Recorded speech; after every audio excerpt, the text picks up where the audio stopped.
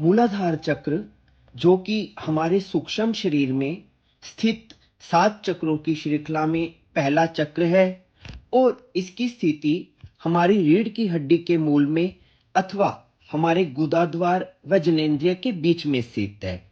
इसका रंग लाल है, मंत्र इसका लम है, तत्व इसका पृथ्वी है और इस चक्र के देवता श्री गणेश हैं। मूलाधार चक्र कुंडलिनी शक्ति का भी स्थान है। यहीं से शक्ति जागृत होकर सुषुम्ना नाड़ी के भीतर से होती हुई ऊपर सहस्रार चक्र तक पहुंचती है और मनुष्य ज्ञान को प्राप्त होता है।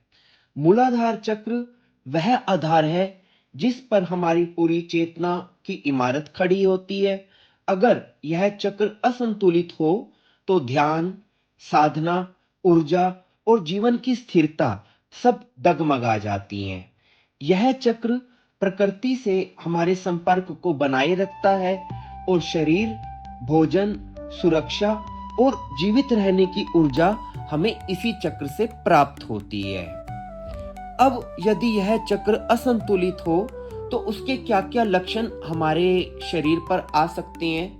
सबसे पहले, यदि आपका मूलाधार चक्र कमजोर हुआ या असंतुलित या इम्बैलेंस हुआ तो आपके अंदर असुरक्षा की भावना घर कर जाएगी।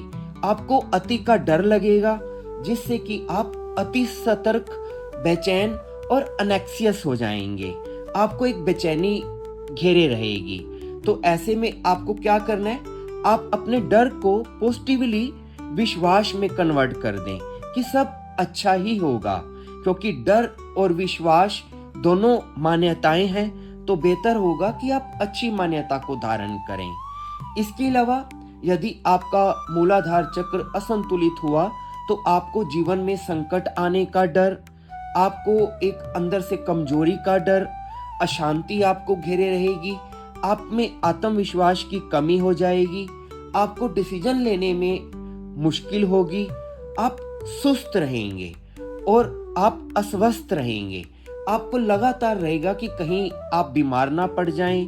आपके हाथ पैर ठंडे बने रहेंगे, आपके पैरों में दर्द हो सकता है, आपको कब्ज हो सकती है, आप कमर दर्द और घुटनों में दर्द और मोटापे से पीड़ित हो सकते हैं। तो ये सभी लक्षण आपको हो सकते हैं यदि आपका मूलाधार चक्र यदि असंतुलित हो। और यदि संतुलित हो तो ये सभी लक्षण जिनकी अभी हमने बात की है वो बिल्कुल नहीं होंगे और आप बिल्कुल सुरक्षित महसूस करेंगे। आपके पास धन की कमी नहीं होगी, आपकी बॉडी हेल्थी रहेगी, आप में स्टेबिलिटी रहेगी और आप एक्टिव रहेंगे। अब हम बात करते हैं एक विशेष चीज की। यदि आपका मूलाधार चक्र ना केवल संतुलित हो बल्कि वो जागृत भी होने लग जाए, उसमें एनर्जी की, प्राण ऊर्जा की मात्रा बढ़ने लग जाए, तो आपको एक अनुभव बहुत जोर से होगा। वो क्या होगा?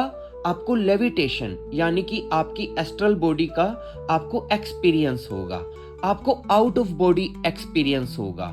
क्योंकि जब ऊर्जा जागृत होकर ऊपर उठने लगती है तो सूक्ष्म शरीर का स्थूल शरीर से अलगाव होने लगता है।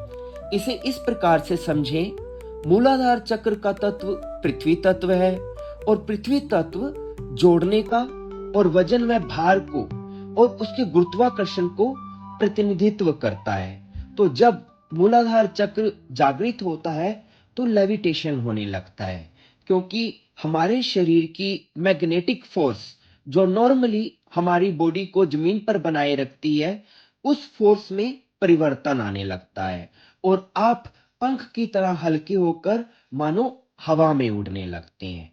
तो ये एक विशेष अनुभव आपको होगा आउट ऑफ बॉडी का जब आप में मूलाधार चक्र जागृत होने लग जाएगा।